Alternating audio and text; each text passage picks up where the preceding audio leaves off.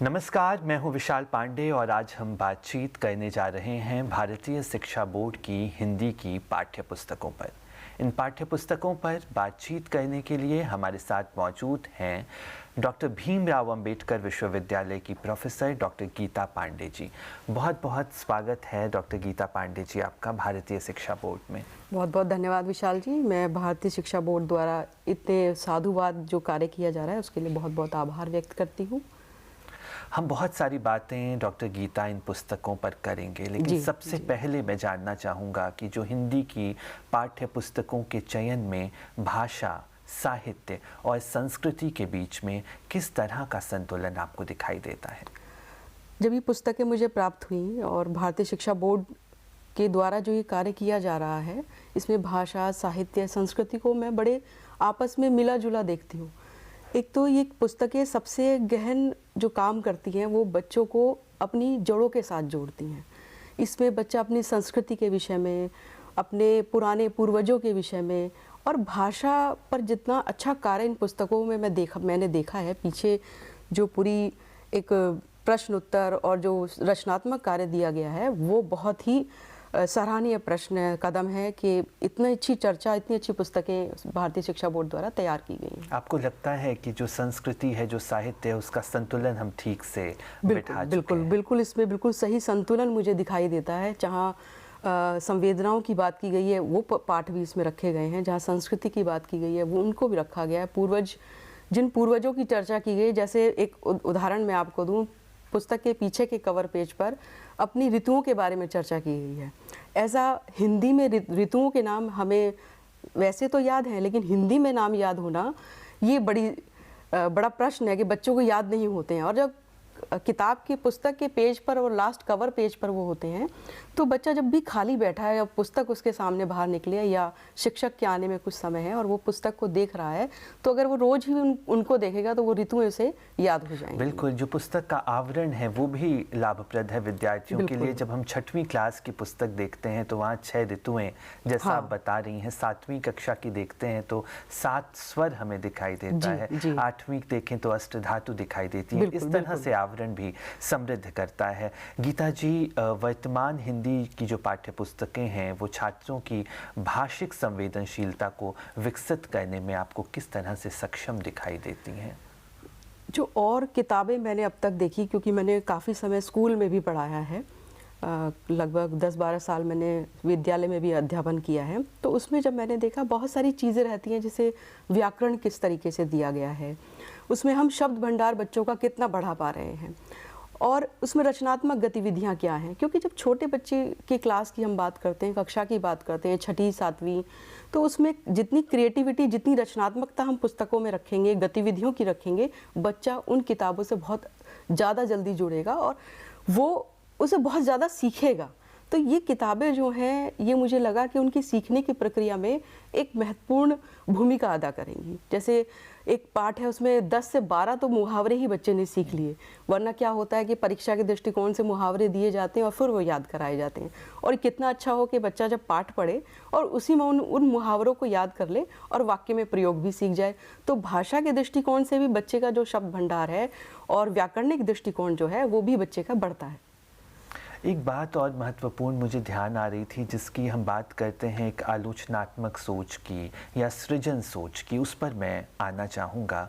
और आपको लगता है कि क्या जो हिंदी की पाठ्य पुस्तकें हैं वो क्रिएटिव राइटिंग के लिए बच्चों को प्रोत्साहित करती हैं? बिल्कुल, ये जो भारतीय शिक्षा बोर्ड ने जो किताबें, अपनी पुस्तकें निर्मित की हैं, इनमें क्रिएटिव गतिविधियाँ दी गई हैं, पीछे दी गई हैं। जैसे एक देश प्रेम पर आधारित एक पाठ है, उसमें पीछे चित्र बनाए गए हैं। महाराणा प्रताप का एक चित्र दिया गया है, उसमें कलर करना है बच्चे को और उनके बारे में पंक्तियां लिखनी हैं।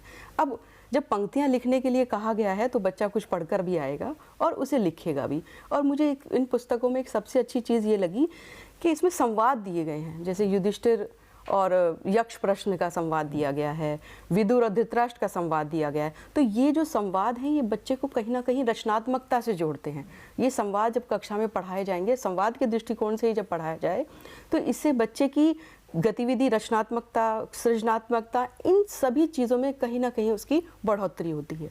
एक और बहुत महत्वपूर्ण बात जब आप अपनी बात कह रही थी क्रिएटिविटी की, सृजनात्मकता की, इन किताबों को पढ़ते हुए मुझे भी लगा कि कल्पना की जो उड़ान है उसके लिए भी एक आकाश बच्चों को दिया गया है। अगर उनके अंदर सृजन की क्षमता है तो वो ज़रूर उन गतिविधियों के माध्यम से समृद्ध होंगे। अगर कोई बच्चा अच्छा कहानी लिख सकता है या नाटक कर सकता है, जो संवाद की बात आप कर रही थी, अंत में बिल्कुल इसमें दिया गया है अगर हम अपने वार्षिक उत्सव में वो नाटक बच्चों को करवाएं तो वो जो नाटकीयता है, अभिनयता है, वो बाहर निकल कर आएगी। सबसे खूबसूरती है इस किताब की जो आप बात कह रही थी। गीता जी, इन पुस्तकों में जो विमर्श आज के समय में है, जो स्त्री चिंतन की बात करें, तमाम चिंतन से हम हिंदी साहित्य आज गुजर रहा है, उसको किस तरह से यहाँ पर देखती हैं? देखिए, जितनी हम अपनी भारतीय संस्कृति की ही बात करें तो हम कितनी विदुषी महिलाओं को जानते हैं, किसी को नाम ज्ञात नहीं होंगे। गार्गी की बात करें, मैत्रेयी की बात करें, ये मैत्रेयी के नाम शायद नहीं जानते होंगे, लेकिन उपनिषद उसमें उनका बहुत महत्वपूर्ण स्थान है। वो सब संपत्ति छोड़कर वो ज्ञान की बात करती हैं अपने पति से कि मुझे ज्ञान चाहिए, धन संपत्ति नहीं चाहिए।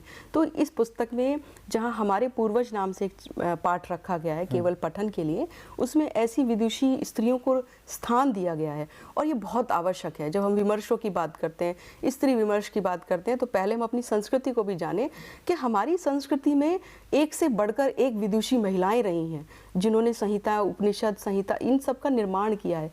तो ये ज्ञान कराना भी बहुत ज़्यादा आवश्यक है। और जहाँ आदिवासी विमर्श की हम बात करें तो पाठ के भी अंतिम जो पृष्ठ है, कवर पेज ही दिया गया है, उसमें हर उस एक एक चीज़ के बारे में बताया गया है। तो कितना अच्छा है कि बच्चा जब किताब को खोले, उलट पलट भी करे, अगर वो एक दो बार भी उन शब्दों को पढ़ ले तो कहीं ना कहीं वो मस्तिष्क में उसके अमिट अंकित बन जाते हैं और वो हमेशा उसको याद रहते हैं। क्योंकि जो इतना बच्चा छोटा होता है उसकी सीखने की जो प्रक्रिया है वो ज़्यादा होती है।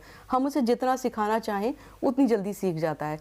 तो हमारे पास ये किताबें एक आकाश, एक कह सकते हैं कैनवस हमें देती हैं कि शिक्षक जो है बच्चों को कितना सिखा सकता है। जो केवल पठन के लिए पाठ इसमें लगाए हैं, वो अगर नॉर्मल भी ऐसी विषय सूची में भी रखे जाते और उन पर प्रश्न और ये सब तैयार कराए जाते, वो भी बहुत अच्छा था। लेकिन ये भी ठीक है, बच्चा केवल पठन के लिए भी पढ़कर भी उनको सीख सकता है। बिल्कुल गीता जी, जो समाज हमेशा हाशिए पर रहा है, जैसे आदिवासी की अभी बात कर रही थी, इन पाठ्य पुस्तकों को पढ़ते समय बिल्कुल लगा कि उनके जो जन नायक हैं, जैसे भीमा नायक की बात करूं, ऐसे तमाम नायकों को हमारे इस पाठ्य पुस्तक में पढ़ने को मिलता है, विद्यार्थियों को दिखाई देते हैं। इससे भी एक छूट गई जो हमारी धारा है वो समाहित होती है और बच्चों को जानने को मिलेगा। जैसे इसी बात में आपने क्रम में कहा, तो जैसे देवी अहिल्याबाई हैं, बिल्कुल होलकर साम्राज्य की शासक रही हैं, उनके विषय में हम कितना जानते हैं? बिल्कुल नहीं जानते हैं। अब क्योंकि कुछ चर्चा हुई है समकालीन सरकार द्वारा, उनकी 350वीं जो शताब्दी मनाई गई, वर्ष जन्मदिन मनाया गया, उसमें बच्चे जान पाए कि अहिल्याबाई जैसी भी कोई शासक हुई है, उनका जो समय रहा है उसमें महिलाओं की स्थिति बहुत अच्छी नहीं थी। उस समय में ज्ञान अर्जित करना, सीखना, पढ़ना और महिलाओं को प्रेरित करना, उनका सबसे बड़ा उल्लेखनीय कदम तो महिलाओं को आत्मनिर्भर बनाने का था। तो इन सब चीज़ों से बच्चे सीखते हैं कि ये चीज़ हमारे लिए अभी नई नहीं है, ये पहले से होती चली आ रही हैं, लेकिन इनकी गति शायद धीमी रही, तो कहीं ना कहीं एक गति को बढ़ाने का भी काम करेंगे। सावित्रीबाई फूले की बात भी इसमें की गई है। तो ऐसे हाशिए पर जो समाज रहे हैं या जो विमर्शों की हम बात कर रहे हैं, उन्हें भी मुख्य धारा से जोड़ने का काम ये पुस्तकें करती हैं। एक और बड़ी खूबसूरत बात है, जब आप धारा की बात कर रही थी, इन पुस्तकों में मुझे बहुभाषिकता देखने को मिली। जो भाषा का विवाद है इस देश में, मराठी, तमिल, बंगाली, उस तरह हम देखते हैं कि इसमें बहुभाषिकता को बहुत सुंदर स्थान दिया गया है कुछ शब्दों को लेकर। उसके बारे में क्या कहना जैसे एक पाठ ही दिया गया पूरा मराठी में, पूरे संवाद दिए गए, उसको हिंदी में भी दिया गया है। यदि वो बच्चा उन्हें भी कर लेता है तो मराठी भाषा में कुछ तो सीख ही गया।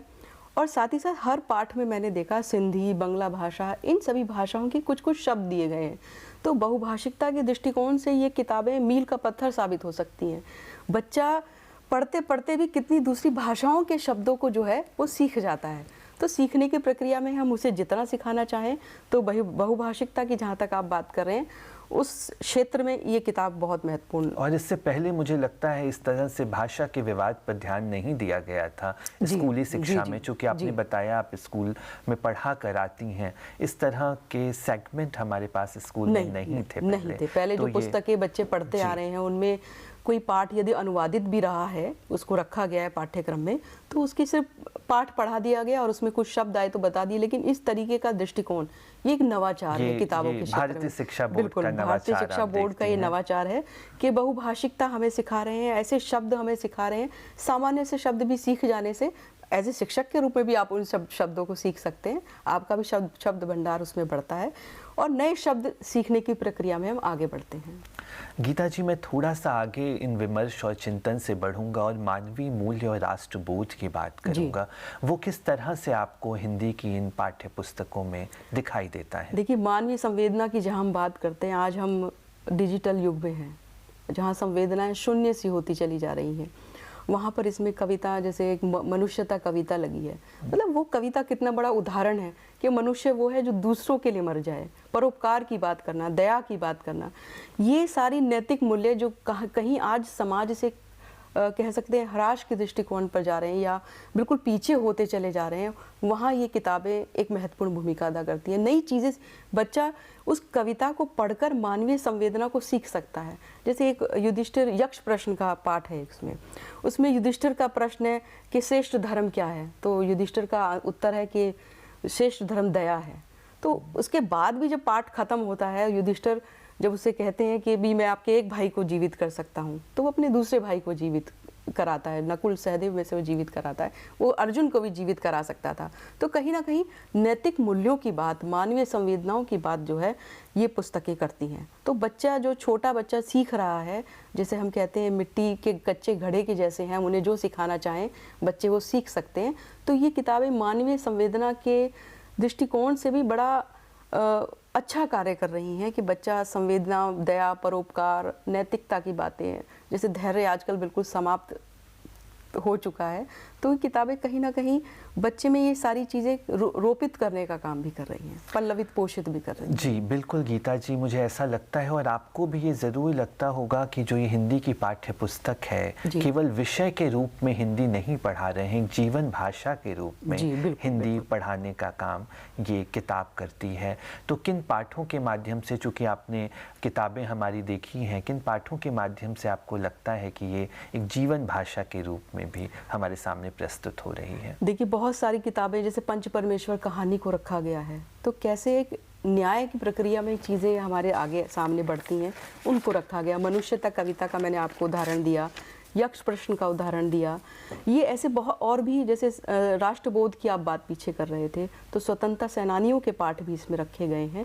तो ये पुस्तकें हमें जीवन से जोड़ने का काम करती हैं, जीवन से हटाती नहीं है और किताबी ज्ञान नहीं दे रही हैं, वो हमें जीवन का जो यथार्थ ज्ञान है उससे हमें जोड़ती हैं। इन पाठ्य पुस्तकों में मोरल वैल्यूज़ की भी कई जगह बात की गई है। मैं पर्यावरण पर भी आऊँगा, वहाँ भी सजगता दिखाई देती है इन पुस्तकों में, लेकिन जो नैतिक मूल्यों की बात है, जीवन मूल्यों की बात है, वो किस तरह से पिरोया हुआ देखती हैं इन पुस्तकों में? देखिए, प्रत्येक पाठ कोई ना कोई नैतिक शिक्षा तो देता ही है और पाठ में जो संयोजन किया गया है, किताब के हर एक पाठ को जो रखा गया है, मुझे लगता है बड़ी भली भांति सोच समझ कर इन पाठों का चयन किया गया है। वो हमें बच्चों को नैतिक शिक्षा से, हमारे जीवन मूल्यों से, हमारी भारतीय संस्कृति के जो जीवन मूल्य रहे हैं जिसमें त्याग, दया, परोपकार की भावना है, उन सब से बिल्कुल सीधे रूप से जोड़ती हैं किताबें। तो इसमें बहुत सारे पाठ ऐसे हैं, यक्ष प्रश्न की बात करें, मनुष्यता की बात करें, प्रकृति से हमें जोड़ती हैं। हम पंछी उन्मुक्त गगन की कविता है, चिड़िया की कविता है, पेड़ और चिड़िया की कविता है, गौरैया की पाठ है। ये सारे पाठ कहीं ना कहीं हमें हमारी मॉरल वैल्यूज, हमारे नैतिक जीवन मूल्य हैं, उनके साथ जोड़ने का। और इन पुस्तकों को देखते हुए मुझे गीता जी, पर्यावरण जिसका मैं जिक्र करना चाह रहा था, वो बार बार सामने आता है और एक सजग बनाने का काम हमारे विद्यार्थियों को करता है। बहुत सारी एक्टिविटीज़, जिसकी आप एक्टिविटीज़ की बात कर रही थी शुरू में, उसमें पर्यावरण को केंद्र में रखा गया है। इन उपयोगों को, इन प्रयोगों को आप किस तरह से देखती हैं भविष्य के लिए? देखिए, बड़ा सार्थक प्रयोग है। जैसे पेड़ और पक्षी की बात की गई है, तो ये कितना अच्छा सार्थक प्रयोग है। इसको एक नाट्य रूपांतरण करके भी हम कक्षा असेंबलीज होती है उनमें भी इसमें दिखा सकते हैं। हम पंछी उन्मुक्त गगन की कविता को भी हम एक रूपांतरण करके प्रस्तुत कर सकते हैं कि एक पक्षी कैसे खुले आकाश में रहना चाहता है।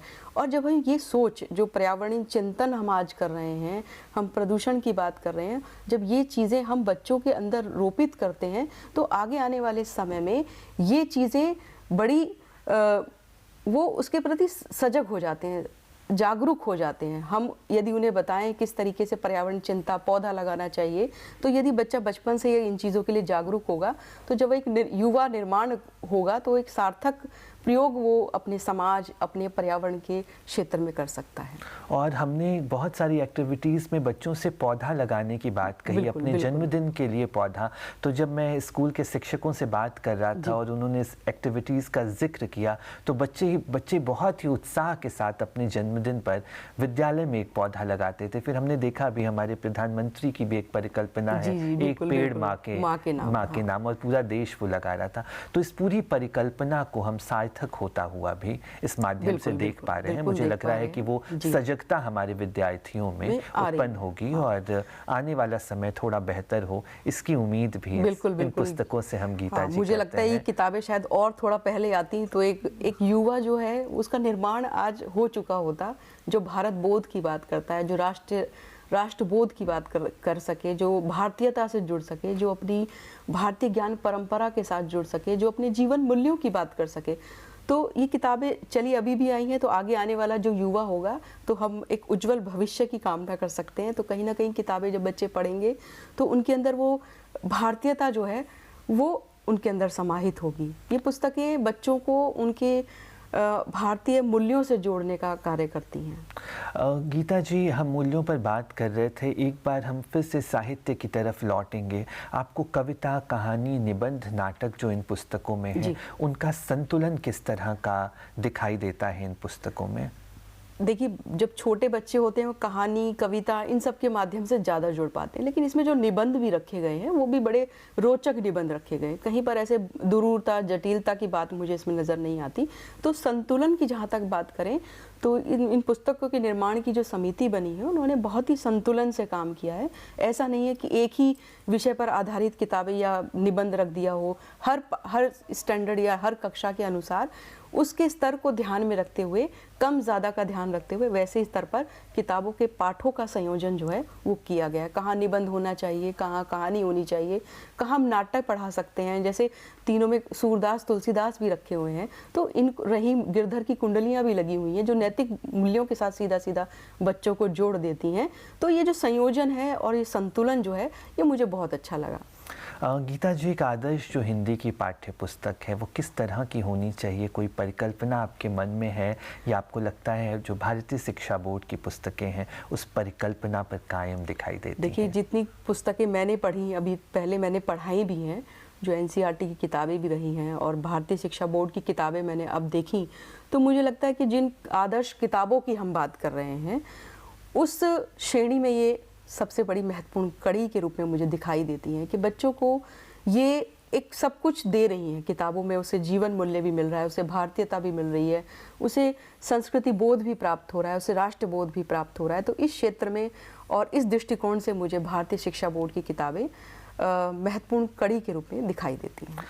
गीता जी, बहुत सारी बातें इन पुस्तकों के बारे में आपने की, बहुत सारे रंग इस पुस्तक के हमारे सामने आए। हम आपका बहुत बहुत धन्यवाद करते हैं भारतीय शिक्षा बोर्ड की पुस्तकों को और भारतीय शिक्षा बोर्ड को इतना महत्वपूर्ण समय देने के लिए बहुत बहुत धन्यवाद। मैं भारतीय शिक्षा बोर्ड का आभार व्यक्त करती हूँ कि उन्होंने मुझे जोड़ा और इन पुस्तकों को मैं पढ़ पाई, मैं भी जान पाई कि ऐसी किताबें भी आज लिखी जा रही हैं जो बच्चों को भारतीयता और संस्कृति मूल्यों से जोड़ती हैं। आज हमारे साथ जुड़ी थी डॉक्टर BR अम्बेडकर विश्वविद्यालय की प्रोफेसर डॉक्टर गीता पांडे जी, जिन्होंने भारतीय शिक्षा बोर्ड की पुस्तकों को संस्कृति, कला और साहित्य का एक सुंदर सामंजस्य बताया और बहुभाषिकता जो सुंदर तरीके से प्रतिबिंबित होती है उसको भी एक ज़रूरी कदम बताया।